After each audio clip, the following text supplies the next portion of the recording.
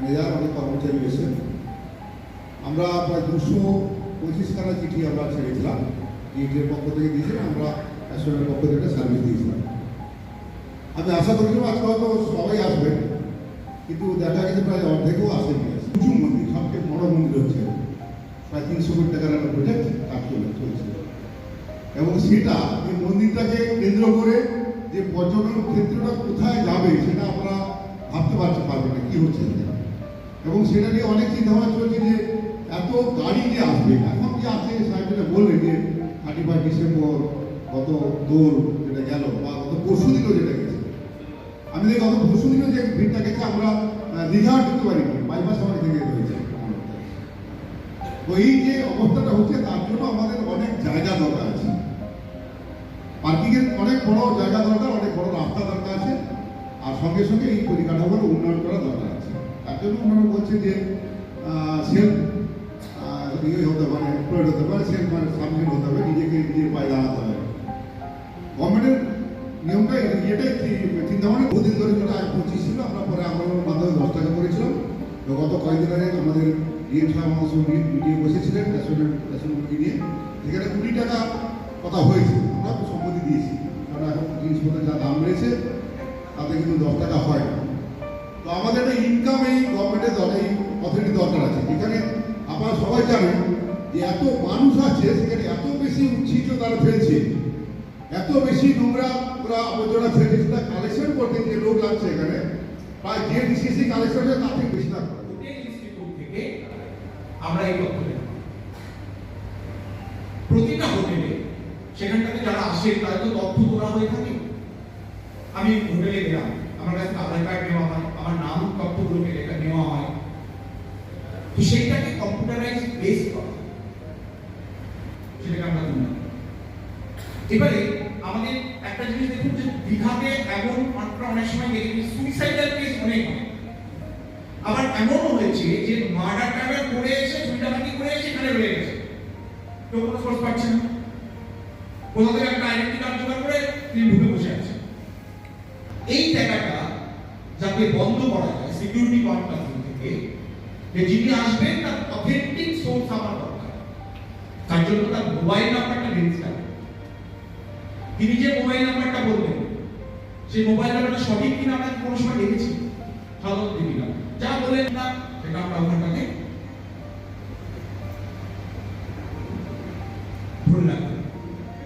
কোনো একজন যখন আসছে তার সাথে আগে প্রশ্ন করা হচ্ছে যে আপনার বাড়ি, আপনার নাম কি, নামটা আপনাকে খুললাম, তার ফোন নাম্বারটা নিলাম, ফোন নাম্বারটা নিয়ে দিলাম, সঙ্গে সঙ্গে তার কাছে ওটিপি যাবে, ওটিপিটা দিয়ে দিলে ওটিপিটা আমরা ওখানে বসালাম, তখন বাকি যে কটা বের হয়েছে সেটা কবে থেকে কতগুলো রুম লাগবে, কবে থেকে কবে কি করা হচ্ছে, তার আধার কার্ডের ডকুমেন্ট বা ভোটার কার্ডের ডকুমেন্ট বা কোনো ফটো আইডেন্টি কার্ডের ডকুমেন্ট কি দিচ্ছেন তিনি, তার নাম্বার সেটা আমরা ওখানে 5 জন এসছে, 5 জনের বাবদ ধরা যাক 50 টাকা হয়েছে, সেই 50 টাকা তিনি দিলেন আপনাদের কাছে, আর করুন ওখান থেকে স্লিপ দেবেন, সেই স্লিপটা তাকে আমরা দীঘা সংকল্প ডেভেলপমেন্ট অথরিটি ইসিএসসি চার্জেস বাবদ এই টাকা তার কাছে স্লিপ হিসেবে, এবং এই যে নাম্বারিং যেটা বলবে সেই নাম্বারিংটা টোটাল এলাকার কন্টিনিউয়াস নাম্বার হিসেবে, ধরতে আপনার কাছে যে নাম্বারটা পড়েছে ঠিক তার পরের মুহূর্তে রবিউর হোটেলে এ হচ্ছে, তাহলে ওই নাম্বারটা ওখানে যেভাবে টিকিট সিস্টেম বানিয়ে দেবে ঠিক একই রকম সিস্টেমের মাধ্যমে, তাহলে এটা সিকিউরিটি পয়েন্ট অফ ভিউ থেকে আমি যুক্ত থাকবো, অর্থাৎ কেউ ডিএস দিয়ে যুক্ত থাকবে, সেখান থেকে আমি এ করে নিলাম যে একটা বাটনে আজকে আমার ইহাকে হোটেলগুলোতে কত হচ্ছে তার আমি তথ্য দিই, এই মাসে কত এসেছে, 6 মাসে কত এসেছে, কোন কোন মাস ভিত্তিক কোন কোন মাসে কত লোক এসেছে। যারা হোটেল মালিক আছে তারা অধিকাংশ মালিক হোটেলে আসেন না, অধিকাংশ কর্মচারী হোটেল চালান। আমি আমাদের অ্যাসোসিয়েশনের মেম্বার প্রায় 70 জন, আমাদের 10 থেকে 15 জনকে দেখতে হয়, আমরা বাকিরা কেউ আসেন না। কলকাতা যেহেতু পুরনো দীঘা হচ্ছে পুরনো একটা শহর, প্রথম কলকাতা লোকের এই দীঘায় সে হোটেল করেছিলেন, সেই হোটেলগুলো এখনও রয়েছে, সেখানে আনপ্ল্যান জায়গা, মানে প্ল্যান করে কোনো ঘরবাড়ি হয়নি, রাস্তাঘাটও নেই, আবার পার্কিংয়ের জায়গা নেই, অনেক সমস্যা সেখানে আছে। তবুও সেই মালিকরা কিন্তু ওই ম্যানেজারদের উপর বা স্টাফের উপর হোটেল ছেড়ে দিয়েছে। আর কিন্তু আলোচনা হয়নি, সেটা আপনি বলবেন যে যারা লিজ দিয়েছেন তাদের ক্ষেত্রে আমরা কীভাবে এটা করবো, মানে অনলাইন সিস্টেম চালু করবো। তো আমি অনলাইন সিস্টেম চালু না করা আমাদের পক্ষেও ভালো। আমরা যারা ব্যবসা করছি, একদিকে আমরা কতজন কাস্টমার আমার ঢুকলো, কতজন মানুষ আমি ঘরে মালিক যদি হই, আমার পক্ষেও সুবিধা, আমার কর্মচারীরা ফাঁকি দিতে পারবে না, সে কত লোক ঢুকালো সে আমি ঘরে বসেও দেখতে পাবো। এবং আবার অনেকে আছে ফাঁকি দিতে চায়, বা গভর্নমেন্টকে ফাঁকি দিতে চায়, ট্যাক্স দিতে চায় না, ভাবছে আমার অনেকটা ট্যাক্স চলে যাবে। এটা কিন্তু সেটা নয়, কারণ এখানে হোটেল ব্যবসার ক্ষেত্রে বলা আছে মাত্র 12% জিএসটি আছে, যদি 1000 টাকা উপরে হয়, 1000 টাকা ও নিচে হলে জিএসটি লাগছে। তো আমাদের দীঘায় যারা আমাদের যা হোটেল হয় তাদের প্রায় অধিকাংশ হোটেল আছে যারা 1000 টাকা নিচে এটা হয় না, বিলটা হয় না। কিছু হোটেল আমরা যারা আছি, কিছু বড় বড় আমাদের হোটেল কি বললাম আর এটা বেশি, মানে রেটটা বেশি। আমি দীঘা বললাম, দীঘা অধিকাংশ হোটেল আছে তাদের জিএসটি আমাদের আসছে না হোটেলে। তো সেক্ষেত্রে সমস্যা কিছু নেই, সেক্ষেত্রে অনলাইন গেলেও আমাদের কোনো ক্ষতি নেই। অনেকে ভয় করছে, হয়তো আমাদের সব ধরা পড়েছে, সব ইনকামেশন দিয়ে পালিয়ে যাবে, কত রকম ইকো টুরিজম ভাব, মানে আছে, জায়গা আছে, তার ইকো টুরিজম ভাব করতে হবে। সব কিছু যত মন্দির মসজিদ যাই আছে সমস্ত কিছুই ডেভেলপ করতে হবে, যাতে দীঘায় মানুষ পুরী যাবে না, দীঘায় স্বাধীন থাকবে, এই ব্যবস্থা মুখ্যমন্ত্রী করতে গেছে। তো সেখানে এত যদি কাজ হয়ে যায়, এত লোক যদি আসতে আমার ইনকাম তো অনেক বেড়ে যাবে, তখন আর আলাদা তো চাইতে হবে আমাকে, আবার টিসিসি জন্য আলাদা পয়সা চাইতে হবে না, তখন মালিকরা একটু বেতন বেশি দেবে আর মালিকদেরও ইনকাম বেড়ে যাবে। তো সেক্ষেত্রে আমাদের মনে হয় এই নিয়ে কোনো প্রশ্ন না তুলে গভর্নমেন্টে দিয়ে যা চাইছে সেটা আমাদের সঙ্গে হাত সহায়তা করে, হাত বাড়িয়ে আমাদের তাড়াতাড়ি কাজে লেগে পড়তে হবে। তো অনেকে সমস্যা আছে, কিছু ছোটোখাটো হোটেল যাদের ওই কম্পিউটার কেনার মতো পয়সা নেই, অনেকে বলছে না। তবে কম্পিউটার তো ভয় পাওয়া যায়, একটা আপনি যদি অ্যাসেম্বল করেন, একটা পরিষ্কার এর মধ্যে থাকবে যে কতগুলো ঘর আমার হয়েছে, কতগুলো ঘরে কত লোকজন রয়েছে, সেগুলো আপনারাও নিজেরাও যখন তখন দেখতে পারবেন। আপনাদের একটা রেজিস্টার্ড লগইন আইডি পাসওয়ার্ড থাকবে, আপনারা রেজিস্টার হয়ে যায়, ক্রাইম করে লুকিয়ে আসার ঘটনা হয়ে যায়, সিকিউরিটি পয়েন্ট অফ ভিউ এর থেকে আমরা যাতে সমস্ত ইনফরমেশনগুলো আমাদের কাছে রাখতে পারি সেটার জন্য, এবং টিসিএসি বাবদ যে ডেভেলপমেন্ট যা ফি আমরা পাই সে এর জন্য আপনাদের যেটা করতে হবে সেটা হচ্ছে যে কম্পিউটার এবং নেটের ব্যবস্থা আমরা আরো একটা আমরা সে কারণে মজাকে মোবাইলটা চেষ্টা করতে পারবো। সো এইটা তার কাছে ম্যানেজমেন্ট করতে তিনি খুব সুন্দরভাবে তিনি খুব মানে ব্রেস করেছেন যে এটাকে আমরা মডেল করবো অন্যান্য জায়গায়। সো এপ্রিল থেকে আমরা এই কাজটাকে চালু করতে চাই। আপনাদের রেজিস্ট্রেশন হবে সেটা আমরা আপনাদের কাছে জানাবো, এবং ক্যাম্পগুলো আমরা রেজিস্ট্রেশন করাতে পারি। সেরকম ভাবে আমাদের এখানে ক্যাম্প থাকবে, কোথাও কোনো অসুবিধা হলে কেউ যদি কোনো রকম প্রবলেম ফিল করেন সঙ্গে সঙ্গে আপনার সাথে ব্রডব্যান্ড চালু নেই এখন, তো আমি মোবাইলে করতে পারবো কাজটা। আমার হোটেলে 40 জন লোক ঢুকেছে, 40 জন আপনার এই মোবাইলে 40 জনের নাম এন্ট্রি করতে হবে, তার ডেটাবেসটাও দিতে হবে। যে হোটেলে 200 জন ঢুকছে তার ডেটাবেসটাও দিতে হবে। এটা ম্যান পাওয়ারের কাজ। বিস্তারিত হোটেল কত এবং সর্বোচ্চ ওই লিঙ্কের আধারে কতগুলো অ্যাড করা যেতে পারে?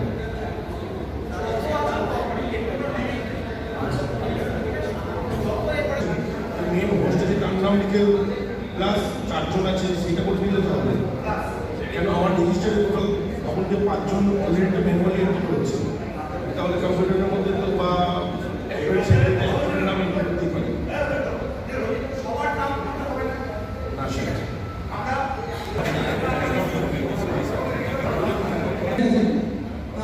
কিন্তু উনি যদি কারো বন্ধু বান্ধব হয় তাহলে ব্লড রিলেটেড না থাকে তখন সেই ক্ষেত্রে আপনারা এখন যে সিস্টেম নিচ্ছেন সেই সিস্টেমে নেবেন। আপনি এখন কি করেন, তিনটে রুম নিলেন, একসাথে এসছে, আপনি কি সকলের নেন? আপনার রেকর্ড আপনার রেকর্ড কিপিংয়ের জন্য আমার এখানটাতে কি হবে, সেটা হচ্ছে যে আমরা যেটা নেব সেটা হচ্ছে যে একজন জন্য এটা নিই স্টাফ হিসেবে কাজ করবো। বিমান ঘোষ, হোটেল সিগার। হ্যাঁ, আমাদের মিস্টার মণ্ডল এক্সিকিউটিভ অফিসার, উনি আমাদের গাইড করলেন যে আমাদের হোটেলে যে সমস্ত গেস্ট আসেন ইনাদের টোটালি একটা ডাটাবেস কম্পিউটারের মাধ্যমে আনতে চাইছেন, এবং তার সাথে আনলে ওনার যে টোটাল কত লোক দীঘায় ঢুকছে তার মধ্যে একটা উনি ক্যালকুলেশন করে রাখতে পারবেন রেগুলার দীঘায় কত লোক আসছে। এবং আমাদের হোটেল থেকে অলরেডি করা আছে সিস্টেমটা।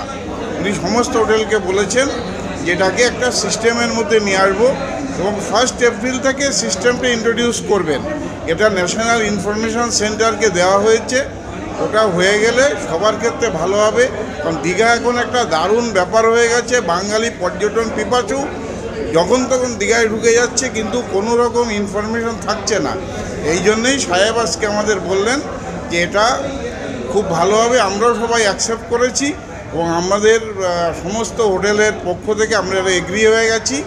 উনি করে দিলে আমাদের খুব ভালো হবে। এর জন্য দীঘা ডেভেলপমেন্ট অথরিটি যে ইনিশিয়েটিভ নিয়েছে, এটা আমরা সবাই মিলে। যে আলোচনার বিষয় ছিল আজকে সেটা হচ্ছে যে আমরা একটা রিয়েল টাইম বেসিসে ট্যুরিস্ট ইনফরমেশান কালেকশন সিস্টেম করতে চাইছি, যেখানটাতে যে ট্যুরিস্টরা আমাদের কাছে আসছেন, হোটেলগুলোতে থাকছেন, তারা কতজন আসছেন, কে আসছেন, তার একটা টোটাল তথ্য আমরা নিয়ে রাখতে চাইছি রিয়েল টাইম বেসিসে। মানে আমি এই মুহূর্তে দেখে বলতে পারবো যে দীঘাতে কত লোক এসছেন, সেরকম একটা সিস্টেম। গত মাসে কতজন এসছেন, বা সারা বছরের মধ্যে কোন কোন সময়ের দিকে বেশি লোক আসছেন, এগুলো আমাদেরকে জানার জন্য বা তথ্যগুলোকে আমরা রাখার জন্য আমরা একটা tourist information system online based চালু করছি। যে এইটা নিয়ে আজকে অ্যাওয়ারনেসটা ছিল। এটার মুখ্য উদ্দেশ্য যেটা হচ্ছে ট্যুরিস্ট ইনফরমেশনটাকে করা, যাতে করে আমাদের কখন কি ধরনের ইনফ্রাস্ট্রাকচার তৈরি করতে হবে, কী ধরনের সার্ভিস প্রোভাইড করতে হবে, সেই তথ্যগুলো যাতে আমাদের কাছে থাকে। কোন মাসের দিকে বেশি পরিমাণে ট্যুরিস্ট আসছে, তার জন্য আমাকে কী ধরনের সার্ভিস আমাকে দিতে হবে, সেই তথ্যগুলোকে করা। বা যদি কোনো ডিজাস্টার টাইপ কিছু চলে আসে, তাহলে কত মানুষকে আমাকে ইভাকুয়েট করতে হবে, তার যে প্ল্যান তৈরি করা, তাহলে সেই জিনিসগুলোকে মাথায় রেখেই আমরা এটার সিস্টেমটাকে তৈরি করছি। তারই অ্যাওয়ারনেস ছিল আজকে। হোটেল মানে কি কি নতুন হোটেলকে কম্পিউটারাইজড করার জন্য কি বলা হচ্ছে? ঠিক, আমরা সমস্ত হোটেলগুলোকেই এই ইনফরমেশান আগে দিয়ে দেওয়া হয়েছে, যাতে করে তারা কম্পিউটার এবং নেট বেসড এই সিস্টেমটাকে করতে পারেন। তার জন্য অগ্রিম ব্যবস্থা নেওয়ার জন্য আমরা চিঠিপত্র করে দিয়েছি। কবে থেকে কার্যকর করা হচ্ছে? এটা আমাদের ইচ্ছে 1 এপ্রিল থেকে কার্যকর করা। 1 এপ্রিল থেকে এই সিস্টেমটা চালু হচ্ছে। প্রাথমিকভাবে আমরা দীঘা থেকে চালু করছি। সম্পূর্ণ দীঘাটাতেই এই সিস্টেমটা চালু হবে। তারপরে তাজপুর, মন্দারমণি, শঙ্করপুর সবকটা জায়গাতেই ধাপে ধাপে আমরা চালু করব। মানস কুমার মণ্ডল, এক্সিকিউটিভ অফিসার, দীঘা শঙ্করপুর। আজকে মূলত টিসিএসসি নিয়ে আলোচনা হয়েছে, এবং সঙ্গে সঙ্গে যত পর্যটক দীঘা আসছে সবার একটা অনলাইনে এন্ট্রি করতে হবে। কারণ এখানে কত পর্যটক দীঘা আসছে সেটা কিন্তু তথ্য প্রকৃত পাওয়া যাচ্ছে না। দীর্ঘদিন ধরে এটা চেষ্টা চলছিল। কিছুদিন আগে ডিএম সাহেব এসে মিটিংও করেছিলেন আমাদের সঙ্গে, অ্যাসোসিয়েশনের সঙ্গে। আজকে সমস্ত মালিকদের ডাকা হয়েছিল, মূলত ওল্ড দীঘা সমস্ত মালিকরা এসেছিলেন, এবং সেখানে ডেভেলপমেন্টের পক্ষ থেকে জানিয়ে দেওয়া হচ্ছে যে আগামী 1 এপ্রিল থেকে বা 2 তারিখ থেকে ওই সমস্ত পর্যটকদের অনলাইনে এন্ট্রি করতে হবে, যাতে সমস্ত তথ্যটা গভর্নমেন্টের কাছে থাকে। না, আমাদের করণীয় কিছু না, কি আমাদের যে অনলাইনে এন্ট্রিটা করতে হবে শুধু, আর তো কোনো সমস্যা নেই। আমাদের যার জন্য একটু সমস্যা হবে কি, অনেকের কম্পিউটার নেই, অনেকের পরিকাঠামো সেবা নেই। তবে এখন যা বলেছেন যেভাবে, তাতে মোবাইলেও এন্ট্রি করা যাবে, আর আলাদাভাবে বিলও করা যাবে, তাতে কোনো সমস্যা হবে না বলে মনে হয়। না, আমরা স্বাগত জানাচ্ছি, কারণ গভর্নমেন্টের ইনকামও দরকার আছে। আমরা তো ইনকাম করছি হোটেলের পক্ষ থেকে। গভর্নমেন্টের যদি ইনকাম না হলে তাই দীঘা যে কাজকর্মগুলো, দীঘায় যে পরিষ্কার পরিচ্ছন্ন থেকে আরম্ভ করে রাস্তাঘাট, ইলেকট্রিফিকেশান যা ডেভেলপমেন্ট হচ্ছে, তার একটা টাকার দরকার আছে। তার জন্য আমাদের সহায়তা আমরা 100% করবো বলেছি, এবং আগামী দিনে এটা হয় সবাই আমরা সম্মতি দিয়েছি। হ্যাঁ, আর বাড়বে বলে বলেছেন, তো এখনও গভর্নমেন্ট সেটা হয়নি, অ্যাপ্রুভ হয়নি। অ্যাপ্রুভ হলে 20 টাকা হবে এটা আর কি। আমরা সুশান্ত পাত্র, সভাপতি, দীঘা শঙ্করপুর হোটেল অ্যাসোসিয়েশন।